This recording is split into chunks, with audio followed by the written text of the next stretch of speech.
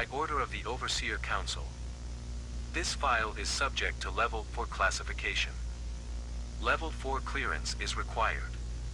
Please input security credentials.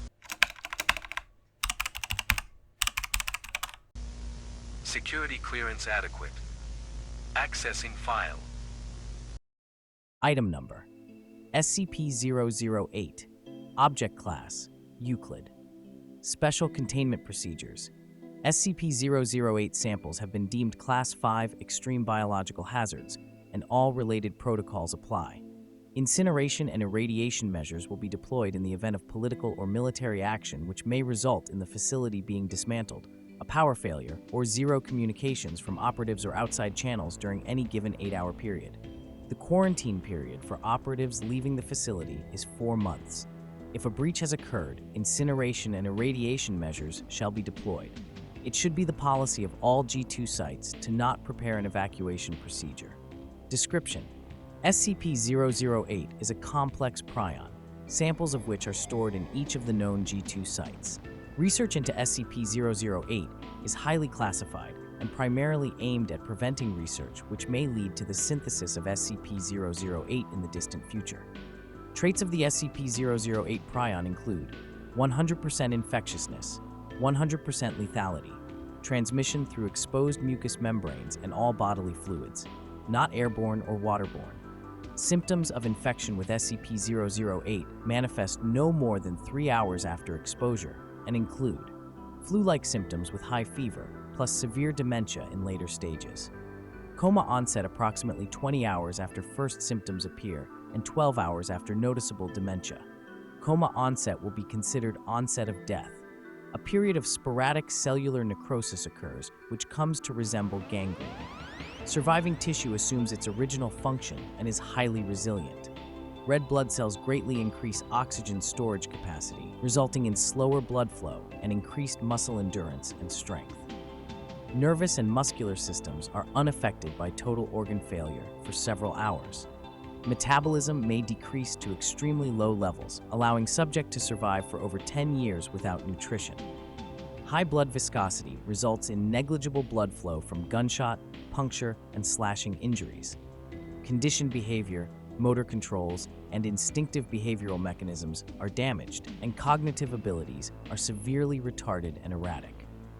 Animals experience excessive brain necrosis and are inactive. Subject can adapt to its damaged nervous systems, but is limited to basic physical activities, including standing up, balancing on 2 legs, walking, biting, grabbing, and crawling. Subject will energetically move towards sights, sounds, and smells it associates with living humans. Subject will attempt to ingest living humans if physical contact is made. Neutralizing fully infected subjects requires significant cranial trauma. There is strong evidence to suggest SCP-008 itself did not form naturally on Earth, since variants of similar complexity would have displaced much of the ecosystem. In 1959, a short collaborative effort with the USSR to locate G2 sites and eliminate SCP-008 was negotiated following their discovery. The status of SCP-008 in Russian custody since collaboration ended is unknown. Addendum 008-1.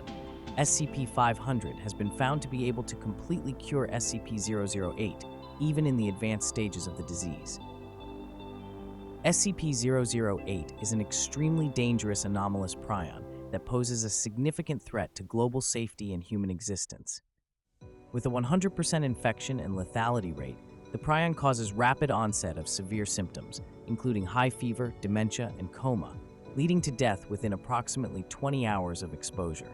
Uniquely, even after clinical death, the infected individuals experience sporadic cellular necrosis resembling gangrene, but retain motor functions and basic instincts.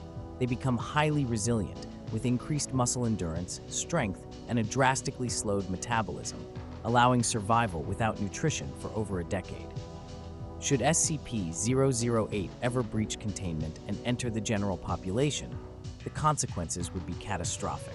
Its transmission through all bodily fluids and exposed mucous membranes ensures rapid and widespread infection. The infected, driven by damaged cognitive functions and basic instincts, would energetically seek out healthy humans, attempting to ingest them, and further propagate the prion. Their enhanced physical resilience makes them difficult to neutralize, requiring significant cranial trauma to stop them. A global outbreak could lead to the swift collapse of societal structures, overwhelming medical facilities, and causing mass panic. Traditional quarantine measures and medical interventions might prove ineffective due to the prion's aggressive nature and rapid progression. The potential for SCP-008 to decimate human populations underscores the critical importance of stringent containment protocols, constant vigilance, and the readiness to implement extreme measures like incineration and irradiation to prevent its spread. Furthermore, the unknown status of SCP-008 samples potentially held by other nations adds an element of uncertainty and urgency. International cooperation and transparency are essential to ensure all samples are secured and that research efforts focus on prevention and potential cures. The noted effectiveness of SCP-500 in curing advanced stages of the disease offers a glimmer of hope, highlighting the need for continued research and stockpiling of such countermeasures. In essence, SCP-008 represents an existential threat that could, if unleashed, lead to a scenario rivaling humanity's worst pandemics, with the added horror of the infected becoming relentless vectors of further transmission. Preventing its release is paramount to safeguarding the future of human civilization. Thank you for taking the time to listen. I appreciate it greatly. If you like SCP content, then please consider liking and subscribing. It helps the channel out a lot. Until next time, this is Professor signing off.